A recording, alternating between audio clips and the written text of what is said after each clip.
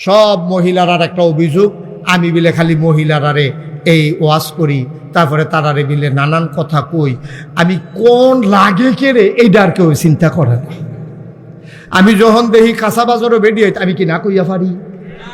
যখন আমি দেখি মাছ বাজারও বেরিয়ে তখন কি আমি আর না কইয়া পারি?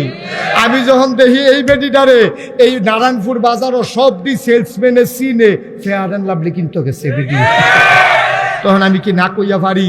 আমি যখন দেখি এই বিডির জামাইয়ে বিদেশ, এই বিডির মোবাইলের ভিতরে ৩,৫০০ নাম্বার, কারবারটা কি দাঁড়ে? কারবারটা কি? এই বিডির জামাই বিদেশ, এই বিডির মোবাইলের ৩,৫০০ নাম্বারের দরকার কি? এখনো তো শেষ না, এই বিডিয়ে খালি ফোনটা আইলে তোমার বাপে আমার ইটা করে, তোমার বাপে আমার এটা করছে, তোমার বাপে দিয়া বাজার করাইছিলাম, সিহন সিহন ফোড়া ফোড়া মূলা কিনে এনে দিছে, এটা কি খাওয়ান জানি গরু ও খায় না।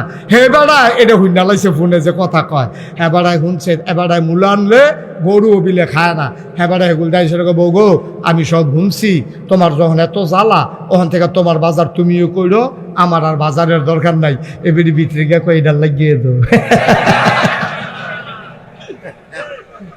এটা লাগিয়ে তো কারবারটা মাশাআল্লাহ অ্যাকশন তো হয়ে গেছে, ডাইরেক্ট অ্যাকশন। আপনি বাজারও না গেলে তো আমি বাজারও যাইতাম পারি, এ বেডি দরজা খুললে চাইয়ে থাকে কত বেডিতে বাজারও যায়, আমার কপালও বাজার নাই।